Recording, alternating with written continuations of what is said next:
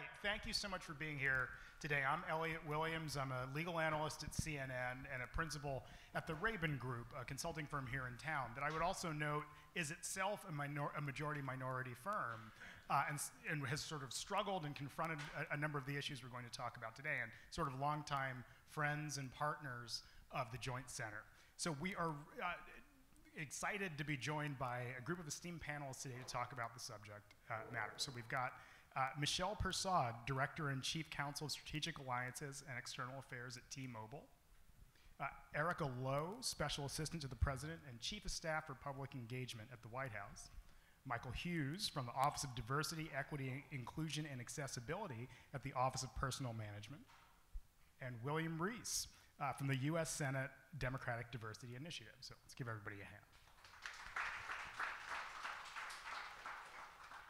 All right, so as you know, we are here to talk about diversity in the federal government. And notably, a fact that stuck out to me that I had just read recently, that diversity among presidential appointees and congressional staff continues to lag behind that of federal government staff more broadly, which is an interesting factoid and something that I think ought to guide some of our discussion today. What is it about maintaining a diverse workforce through people's time in government and also at various levels within government? And a lot of the people here today have a great amount of experience in that issue.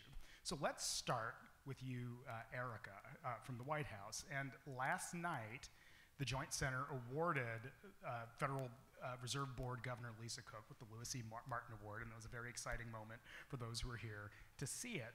Now, of course, she was nominated by President Biden, and that's certainly a big deal. Now, this is the hardest, most hard-hitting question you will get today, I assure you, but why is diversity in political appointees and political appointments important? Well, for one, because of this, right here, and I'm going to pass this out to everybody. I come with props. This is a list of what President Biden has done since taking office. It's called Promises Made, Promises Kept, how he and Vice President Harris have delivered for Black Americans. I'm going to get to that in a second. I just wanted y'all to know this was here before I forget, because each of you needs to leave here with one. But should I just put one on my jacket? Just put it on your forehead for the remainder of the time. But seriously, because groupthink is dangerous. Yeah. That's the answer. You know, people can say what they want to say about Joe Biden, but he'll tell you himself, with age comes experience, and he knows good and well that with age comes experience, and that experience has taught him that he needed to have the right people in the room, not just people that are symbolic, or not just, you know, a black dot in a sea of white faces, but qualified people, people with experience who also happen to be people of color with different experiences. You know, Kamala Harris's Howard University experience complements his University of Delaware experience well. Lisa Cook's 4 or 3, or knowing her probably 30 days on Spelman's campus, complements Jay Powell's Princeton University experience very well. And when you get a whole bunch of people in a room that are from the same place and think the same way and look the same, they're going to come up with great solutions, but the solutions will only benefit people like them. So Joe Biden knew that he needed to fix that. He needed to do something about that. I think we saw in June, they said that the White House itself is the most diverse White House that we have ever seen. There was an NBC story that came out about that. Y'all should look it up. That is not an accident. And it's because those people are in the room that you see all the bullet points on this card that I'm going to hand out to y'all. This is not an accident. This is because he has the Marcia Fudges in the room, or Michael Regan, who's the first black man to run EPA, or Lloyd Austin, the first black person to run the Department of Defense, Lisa Cook, who you already mentioned, Karine Jean-Pierre, the first black person to ever speak on behalf of a president of the United States, Shalonda, go on, clap it up. I'm not done. You know, Shalonda Young, the first black woman to run a $6 trillion federal budget, and the list goes on and on and on and on. And yeah, it's great, and we'll do these profiles, and these folks are there, but they're not just there filling a seat. They're there because they're supposed to be there, they're qualified, and they have the lived experiences to make sure that all the wonderful bullets on this handout that you will receive and go home with today are actually impacting people that look like us.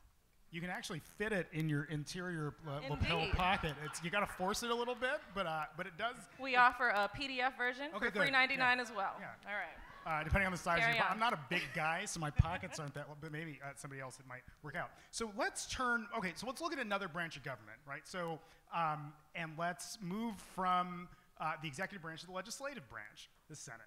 Also very important on diversity. Now, a report from the Joint Center that just came out a day ago found that while the percent of diverse personal office staff, and again, so folks know there's committees and there's personal offices in Congress. So while the percentage of diverse personal office staff, top staff, increased from 11 to 15.7% over the past 3 years, the proportion of diverse, oh my God, can I even read? As well, but needless to say, it's less than the number of black people in the country. All right, it's not pacing with, even despite the increase, it's not pacing with America's diversity. In the same time, the percentage of black top staff decreased by 1 percentage point. So my question to you, William, is what are the challenges for increasing diversity, recruitment, and retention of black staffers?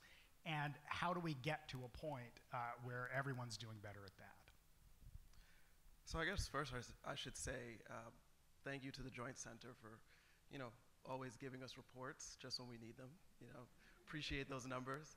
I love working with the Joint Center. I love working with Dr. Brenson because she keeps, the Senate and the House honest, and we really need to see these numbers. And one of the big changes that we made when we came to the Senate about 7 years ago was that we started the first diversity survey of the Senate. And that's been a real asset. And I have to thank Mike Lynch, Senator Schumer's chief of staff, for that.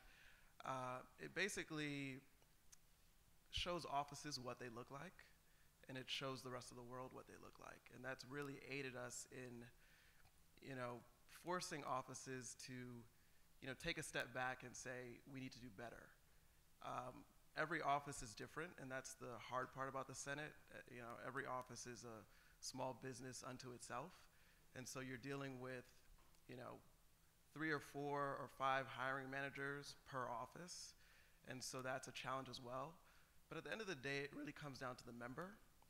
And one thing that I've, been thinking about a lot is that if we're really gonna change this, we need to elect more black senators. And that's something that is a responsibility of all of us, regardless of where we come from. A lot of us come from states where, the black population really, is a large part of the Democratic primary. And so we really need to get it into our heads that, we have to put up candidates and support candidates, black candidates. And, once you actually get black senators, you're going to see that the numbers are going to improve. Can I ask you a follow-up question on that? Is there, and forgive me if this is just off the top of my head, and if you don't have the data on this, that's fine, but are black members of Congress more likely to elect black staff? And the question is, right, because it's certainly that would increase the percentage of black people in the United States Senate, but would that be the solution to the staff diversity woes that we're sort of talking about here? What I can say is that there is a clear difference.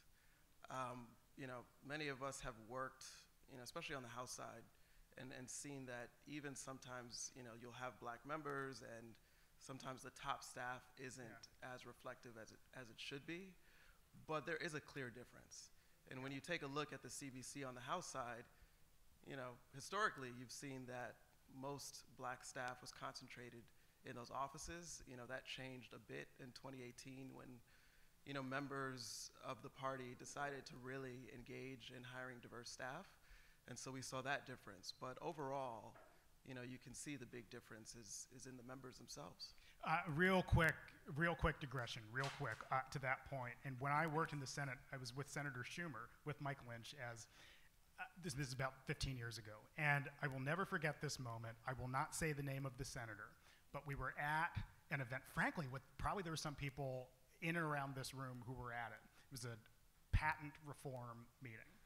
And one senator, they were all sitting around a table, right? One walked in and said, "There's my massa." And all of a sudden, about a day later, again, no names, another black staffer spoke to his boss. I'll say this is Barbara Boxer, whose head exploded. Literally, the woman's head went bonkers, and had this staffer, this senator, calling every black staffer in the room to say, oh, you know, look, I was making a slavery joke, but, you know, I didn't mean nothing by it. I said to him, you know, Senator, all well and good. There's one black senator, at the time it was just Obama. I said, you know, it's all well and good that you are calling the black staffers right now, but the mere fact is we're not always going to be in the room. And would you have been so contrite if it was just a room of white people? And he, you know, he's, oh, I'm so sorry, you know, I'm so sorry. But needless to say, even though I pushed you on the question a little bit, there's a tremendous benefit to having not just the staff ranks, but the senior ranks also better represented at all. So yeah, I've never said the name. I don't want to get anybody in trouble, but I mean, I kind of do, but we're, you know. I mean, I'm one petty Jamaican, but I will tell you, I will leave it be. All right. It's politics. All right. Michelle, do you want to jump in? No.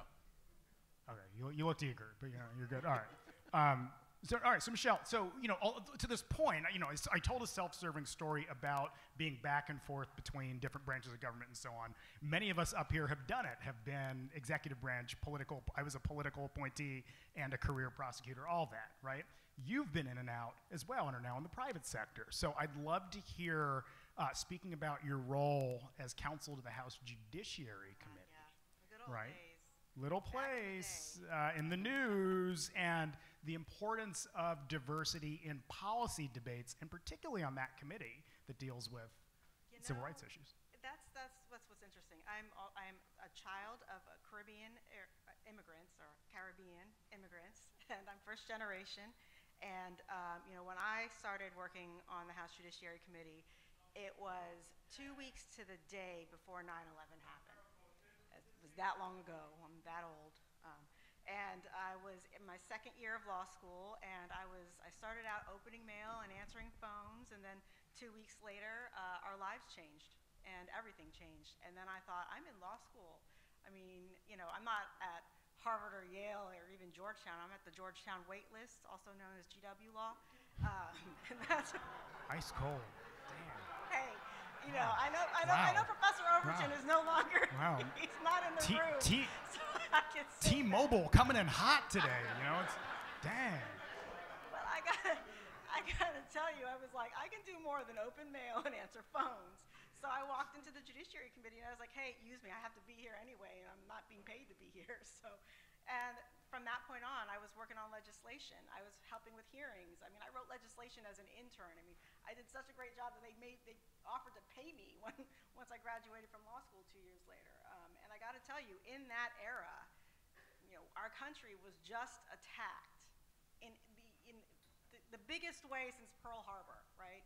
And the first thing that the majority party wanted to do was ban gay marriage, to write that into the Constitution. You know, in the Judiciary Committee, that's what we have jurisdiction over. It's the courts. It's crime, it's patents also, intellectual property, but also it's the Constitution of the U.S. and, you know, impeachments, things like that. You know, that's just even saying that. I mean, some of the things that I worked on as counsel and as an intern in counsel, and then later counsel, was the Patriot Act, which is this massive, I mean, I'm looking at this room and there aren't very many that are old enough to remember the Patriot Act and what it does, but you're still living by it today. And, you know, and then there's immigration reform, as again, the child of immigrants.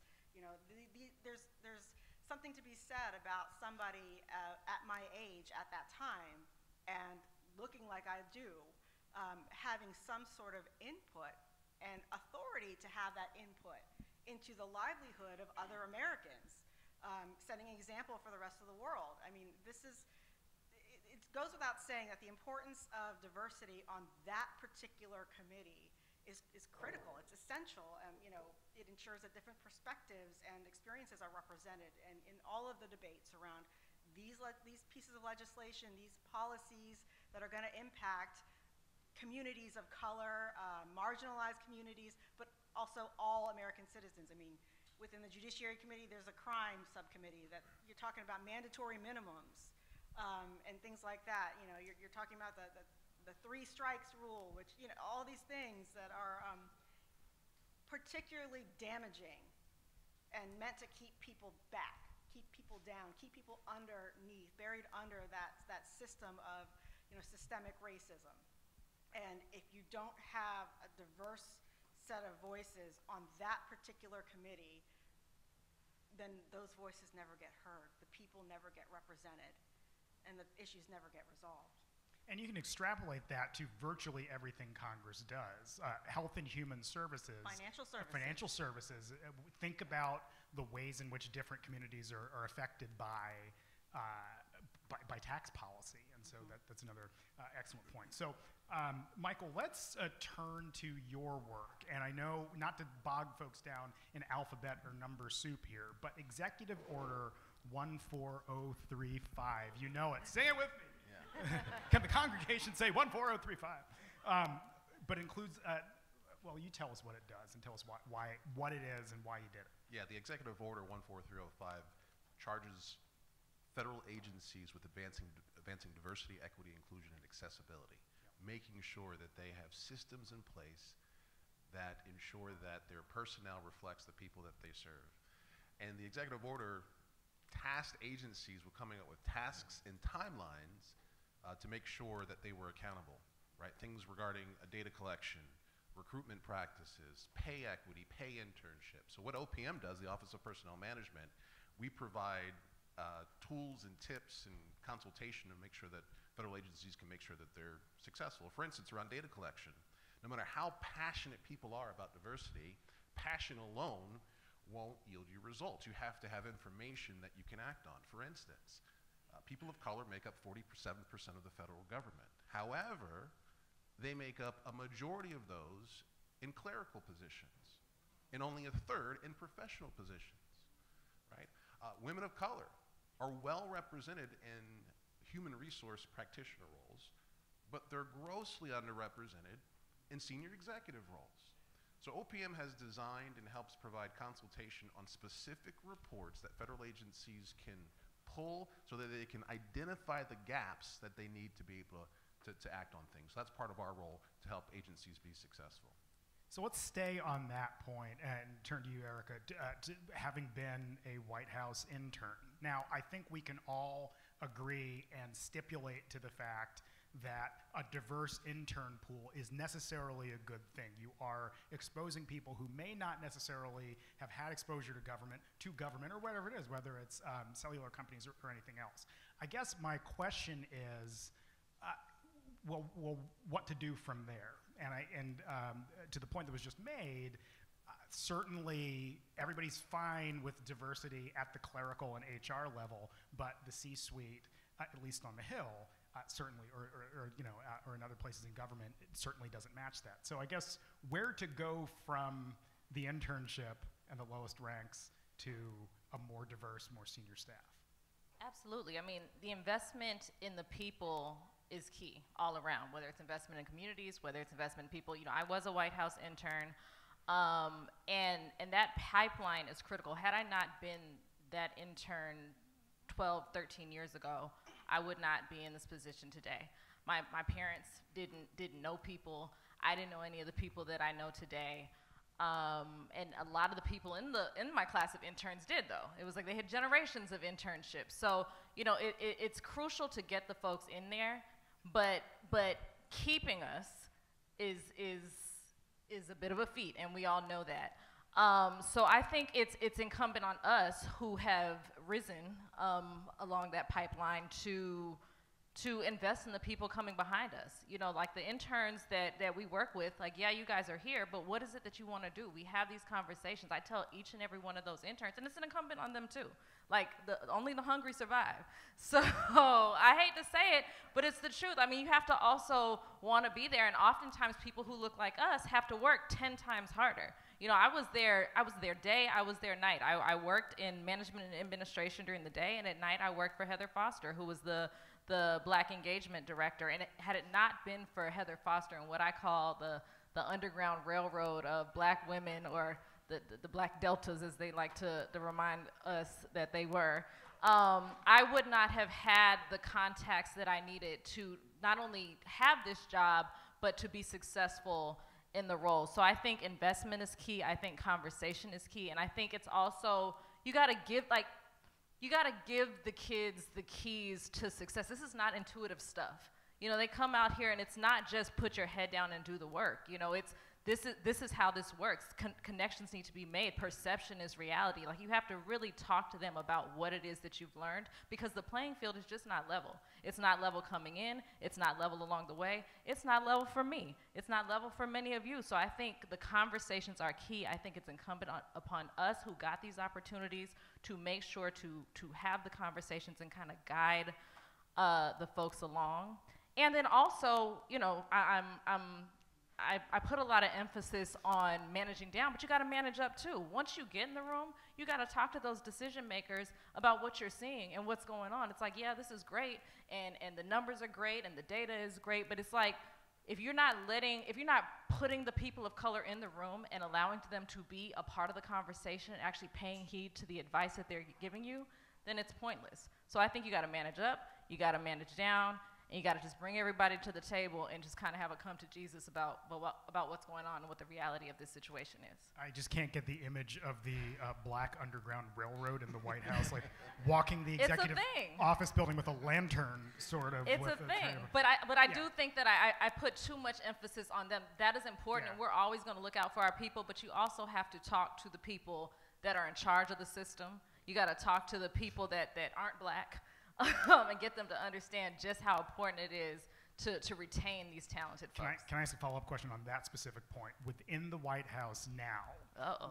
No, it's not. No, but it's a fair question, I think. But within the White House now, Yes. what efforts can you point to not just ensure, you know, a lot of black interns, but diverse ranks all the way on up? Yeah, I think it's partnerships with the Joint Center. I don't know if Paul Thornell is in here. Hey, Jessica. But, you know, they blow up our emails. I just want to be very clear, but it's important. You know, accountability is key.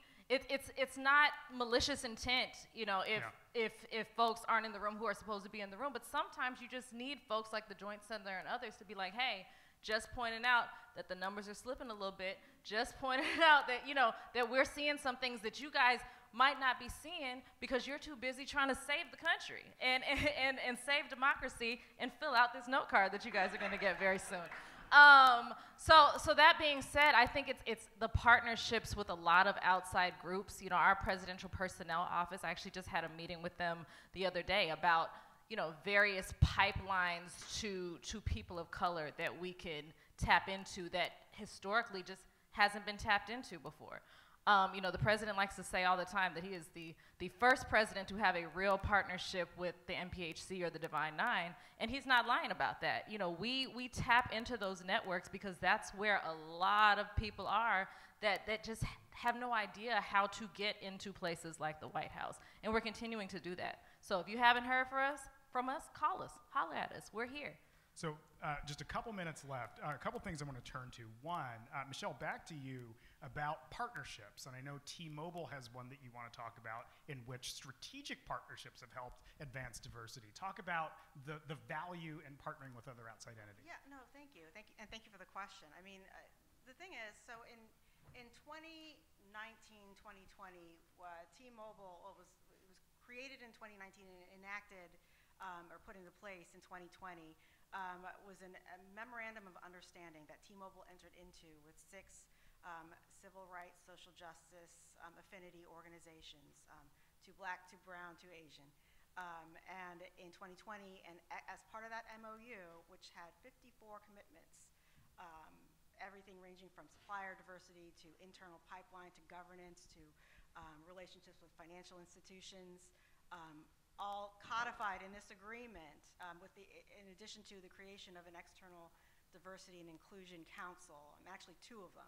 One that's based entirely and centered around California, the state, because you know it's California, so they're special. The other one is national, and you know we've got, and this has all been submitted at the FCC and the DOJ.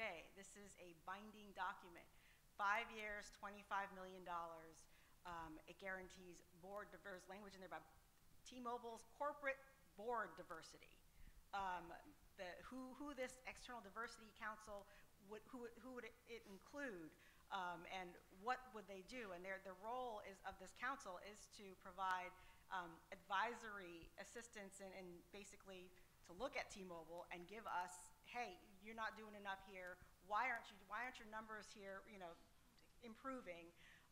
It's about bringing people in and keeping them there, but also helping them climb, not just keeping them level.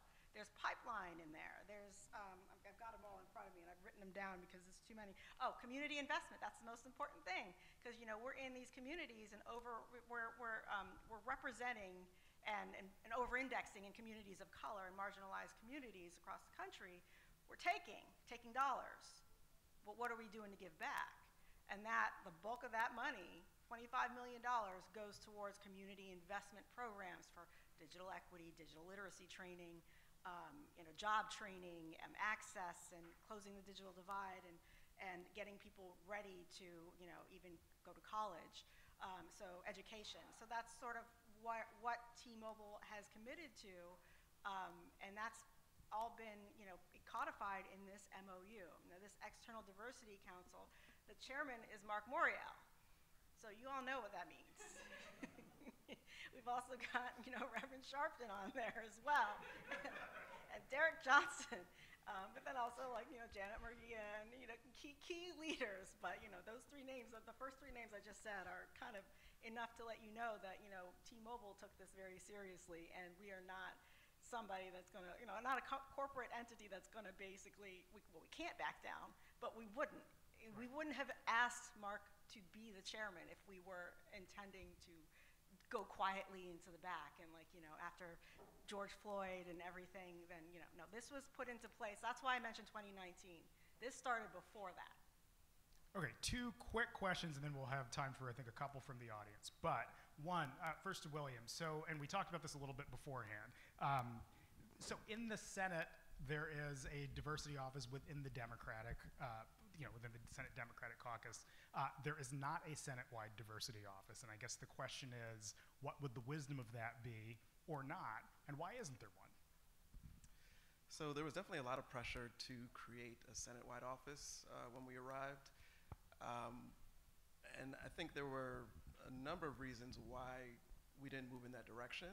And I think perhaps the best way to put it is to kind of look at, the House right now and what that looks like, which, as you know, is pretty chaotic.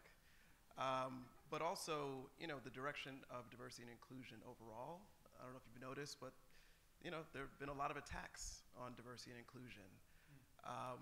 And that's extended into the political world. And so one of our fears was that creating a Senate-wide office would, leave it to, once the Senate changed, we wouldn't be able to keep it. It would be up to whoever the Senate majority leader, would be on their side to either scrap it or change it or fold it into something else. And so we've been, really protective of this because we're serious about the work and we just don't want to see it go away. Quick follow-up on that. How universal or uniform has the support been that you've gotten from members of the Democratic caucus? Are all Democratic senators created equal on diversity issues? I think you could look at the numbers, right? So we publish a survey every year, every June. And so you can go office by office and see what it looks like. Of course, there are going to be some differences because every state looks different. And so some senators adhere to what their state looks like. Right. Sometimes I like to advocate for senators not just to look at what the percentages look like, in terms of their state, but also the percentages, within the primary itself. Because if your primary is made up of, 45% black voters, I mean, those are the people who have put you there, right? And so, whether we're talking about Georgia or we're talking about New York or Connecticut or wherever, black voters really do have an outsized voice that we really should should respect. Got it. Thank you. And then Michael, last question for you. This is something I find fascinating, the idea of an aging workforce. And this recent articles having noted that there's sort of massive increases in the number of federal employees who will be eligible for retirement in the coming years. And I guess the question is, what happens next in terms of recruitment efforts, retention efforts, once that wave of folks starts leaving the workforce imminently? Yeah, great point. The Bureau of Labor Statistics, which is a part of the Department of Labor, predicted that the number of people entering the workforce would considerably slow because of that, because of retirement. So there's two things to think about. How are we recruiting younger, younger qualified candidates? One of the things that the EO mentioned at the outset of this discussion talked about is making sure that internships, which bring younger professionals into the government, are paid. And that's a big change, because when you offer not just internship, but paid internships, you get a greater diversity of people who are going to be able to start at a younger age and start their careers as also more. So more diverse and a higher number. The other thing that you mentioned that I thought was very important is the retention, because it's one thing, as you mentioned earlier, Erica, correct? Yep, that you can get people in the door, but what are we doing to keep them in? And one of the things that OPM is really focused on is making sure that agencies provide, through special emphasis programs, employee resource groups, environments where people of color especially really feel like they have a sense of belonging, so they're not running out after just a few years. So those are two things, strategic and intentional recruitment efforts, as well as making sure that people feel a sense of belonging once they get in there. Got it. I think we have time for a couple questions. Oh, hey now, look at that. like, it's like an auction, you put a paddle up. I will take that Cuisinart. Good afternoon. I'm Tambourine Stevenson, PhD candidate at American University School of Communication and Media Technology and Democracy, looking at race, gender, health, and technology. And so my question is to Erica. I just wanted to take the opportunity for thank you for the role that you in. My dissertation research happens to focus on Black women's belonging in digital spaces. And given the global media environment and political environment that it's ensuing, I'm curious about the media strategy that's going to happen over the next 6 to 12 months, knowing that there's a presidential election next year, because the way I'm seeing monitoring digital media as an upcoming scholar, it's not looking good. And I'm only saying this because Black women helped to save democracy in the last election, and the way in which things are unfolding right now, I'm very curious about what is that Black media strategy to ensure that we either don't become complacent, apathetic, not vote because we're not enjoying what's happening, and I'm not feeling it in my spirit in terms of like how others, I know I'm voting, but I don't know how everybody else is gonna be voting, just because of what happens with deepfake videos, misinformation online, us not learning from the last election, wondering if there's gonna be some PSA targeting digital media literacy to the Black community to make sure don't fall for the okie doke that Russia did on us last time, as they double down in this current digital media political environment? No, it's an excellent question. And actually, in my previous life, all of 1 month ago, I was the director of Black media at the White House. And I now have taken that experience and I'm taking it over to public engagement, and we're actually bringing on a new Black media director that we're gonna announce in the coming weeks. So one, I would say we welcome that sort of feedback and that sort of input.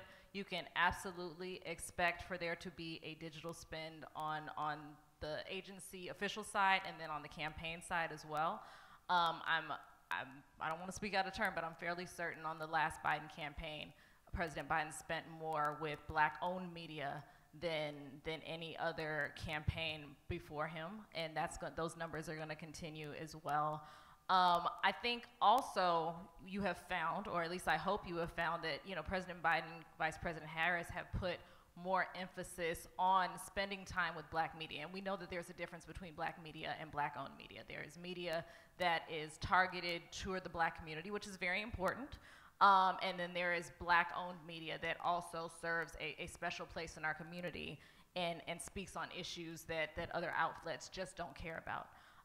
You know, President Biden has done a number of interviews. Vice President Harris is everywhere. You know, she's in the shade room. She's on Baller Alert. She's doing this, that, and the other because she understands. No, I'm serious, because she understands that we have to meet the people where they are, and that's something that we're going to continue to do. But I think it's a whole of government approach. You know, the president has taken a whole of government approach to equity, and we have to take a whole of government approach to messaging. My former boss, Mr. Clyburn, would say, you know, you say you're going to do something and then you do it, but then you got to tell people that you did it. And that's where we are now. You know, President Biden has gotten every bill under the sun passed. We've got this wonderful card that you guys are going to get very soon. No, but in all seriousness, we have to now make sure that people know that this has happened. And we're going to take, on the engagement side, we're going to take this show on the road. The Office of Public Engagement plans to do an OPE roadshow. We're going to various communities to meet people where they are, because we realize that we can't bring everybody to the White House. Not everybody has those resources. Not everybody has the time. So we're going to these communities to have a conversation about how the work we've done actually impacts these people and where those resources are. So again, I say to the folks in this room, you guys are clearly spending the day here because you care, because you're invested. Talk to us, have conversations with us. If there is a gaping hole in a community where you think we can go fill it, let us know. You know, if there are media personalities that want to have a conversation with us, or they might be misinformed, because this misinformation campaign is wild. You know, let us know. We're always happy to have conversations. And I will tell you that there are a lot of behind-the-scenes conversations that are happening as well. All right, I think we have time for one more. What would be? Sure, up front here. Hi, I'm Michael Anderson. I'm an architect from Los Angeles. But anyway, I wonder, since Senator Brown talked about the relationships gives everyone access, how can current black politicians expand their relationships with the powerful people they know to the younger generation so that they can have that access when they get to that space? Does that make sense? Try it again, one more time. So, since just like when we talk about mentorship and everything, right? It's the people you know. So how does the older generation place the younger generation where they are so that those younger people already have those relationships? Just like if you were to take over a position from someone, let's just say Vice President Harris, the people that she knows, it helps you to know those people. I mean, I think this was Erica's point from a moment ago, from earlier in our talk, about cultivating relationships and not, in effect, not kicking the ladder behind you after you've ascended it, right? And I think it's a challenge in politics because it is, in many respects, zero sum. You cannot, another person can't hold the seat while somebody else holds it, right? And politicians have an incentive to hold their seats. And in so doing, they might necessarily be boxing out people below them. I think it is incumbent on all who serve, but also all who get elected, to cultivate not just the individual talent underneath them, but also the relationships and partnerships that get people elected in the first place. So it's, you know, I mean, I think it falls to the politicians, but also their staff as well. You know, look, DC is a fascinating place where relationships and information are currency and people tend to hoard it. But that also has a very negative effect on bringing up another generation behind you. And I just think it falls to everybody, including people in this room, to be charitable and forthcoming with those behind them. Could I also speak to that? Because, you know, I've seen it on the Hill, but also in corporate. And I've been with T-Mobile for 16 years now. And I actually wrote a little thought piece on this, and I called it "Make Room on the Elevator." And I even heard, like a couple of weeks ago at another conference, somebody said, when you make it to the top and you're in that corner seat, send that elevator back down. And that pisses me off. It is an elevator. Bring the people with you. Why do you have to wait? I mean, my experience has been, like, I have been blessed enough to have somebody at T-Mobile who was in a senior executive position, and she had me in the room as much as she could. I mean, a black woman, female senior executive, had me in the room with her. Like, hey, this is Michelle. So I'm meeting with the CEO. You know, they knew my name as well as they knew hers. And that's sort of, and that's why I was called to lead T-Mobile in this negotiation on this MOU, because they knew me, because of her, because she made room on the elevator, and that's the important thing to do. If it's a freight elevator, yeah. No, I mean, no, freight elevator can take like 6,000 pounds. You know, there's plenty of room on it. So, are we getting the hook? Is it Kiki and Sandman coming in to kick us out? All right. So, thank you very much to all of our guests for their time and contribution.